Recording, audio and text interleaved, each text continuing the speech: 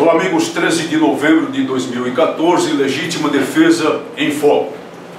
Um mandado judicial determinou ao Comando Logístico do Exército reiniciar, restabelecer o processo de concessão, de exame, de análise de CRs para os atiradores, colecionadores e caçadores. Nós comentamos aqui a decisão do Exército de suspender por 6 meses a emissão de todos os CRs para uma readequação do sistema de acordo com o que foi informado pelas autoridades militares. E comentamos que era um erro, porque não se pode suspender um serviço público em andamento normal, principalmente em tempo de paz. Além do que, naturalmente, é apanagem das Forças Armadas a capacidade de adaptação, de rearticulação, de mudança de atitude tática ou estratégica quando um plano se mostra com alguma deficiência. E entendemos e comentamos com toda franqueza e sinceridade que não havia então razão que justificasse a suspensão pura e simples. Muito bem, o Comando do Exército decidiu manter a medida e agora, por um mandado judicial, se vê compelido a reiniciar o processo.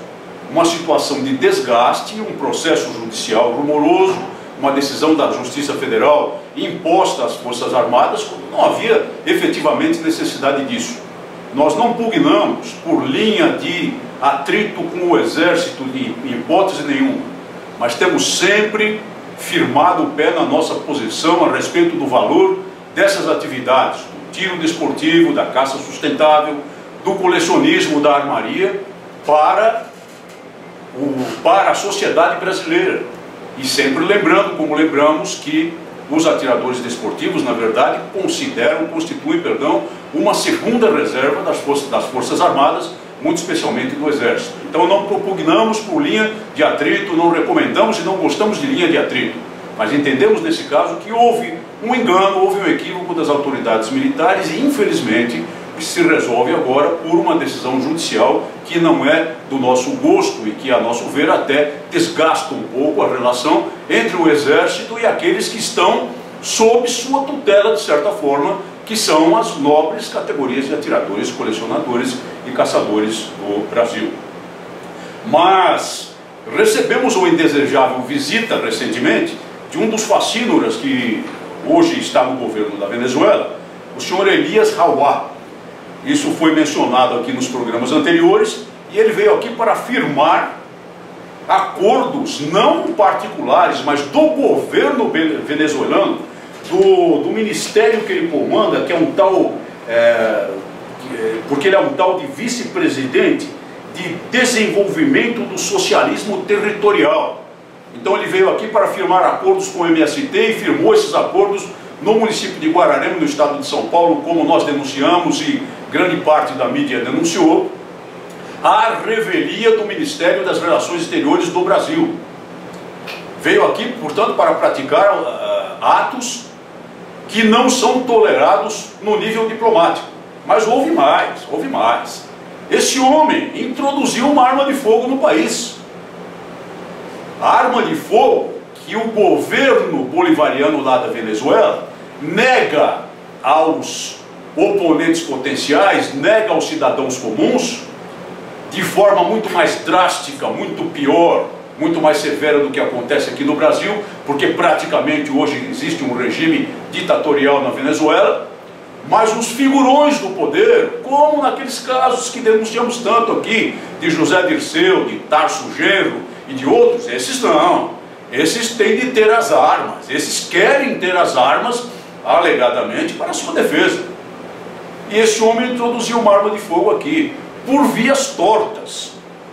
Porque ele, covardemente, como aliás é próprio de facínoras que chegam ao poder, desgraçando países como ocorre na Venezuela, mandou que essa arma de fogo viesse em uma maleta, que aparentemente é de propriedade dele, mas conduzida por uma babá, que viajou em outro voo, um voo de carreira, segundo soube, acompanhada da esposa dele, que precisava fazer um tratamento médico, num hospitalzinho barato aqui de São Paulo, o Hospital Sírio-Libanês, não sei se conhecem, é do SUS. Então ele veio trazer a esposa para se tratar num dos maiores centros médicos do mundo. Aqui, evidentemente, custando um tratamento muito dinheiro, mas é o companheiro bolivariano que está lá no poder, né? Traz a mulher para o hospital sírio-libanês, tem babá para os seus filhos, está podre de rico e entra aqui trazendo uma arma de fogo por vias tortas. A pobre da babá foi presa pela Polícia Federal em flagrante delito e foi mandada para a cadeia. Porém, depois houve um habeas corpus rapidamente concedido pela Justiça Federal. A mulher foi libertada e já viajou de volta para a Venezuela. Esse homem veio então fazer estreporias no nosso país. E esse governo que desarma lá os seus cidadãos para massacrá-los é o grande paradigma para o governo brasileiro, desde os dois períodos malignos do antecessor de Dilma Rousseff e também para o governo dela, infelizmente repetido agora por decisão das urnas. Eles querem desarmar aqueles que na ótica deles precisam ser desarmados, aqueles que são os oponentes potenciais, aqueles que podem se opor à derrubada total, à derrocada total do Estado Democrático de Direito na Venezuela e no Brasil. Mas para eles querem armas de fogo. E é contra isso que nós lutamos e vamos nos opor sempre. A legítima defesa no Brasil, pela correta interpretação da Constituição, e lembro mais uma vez a lição de Adilson de Abreu Dallari, é um direito constitucional. Porque não é possível assegurar aquelas garantias expressas no caput do artigo 5º da Constituição da República, em última análise, quando o Estado armado falha ao cidadão, isso acontece infelizmente com muita frequência, se não for possível recorrer ao Instituto da Legítima Defesa, devidamente e claramente estabelecido no Código Penal brasileiro. Muito obrigado por sua atenção e até o nosso próximo programa.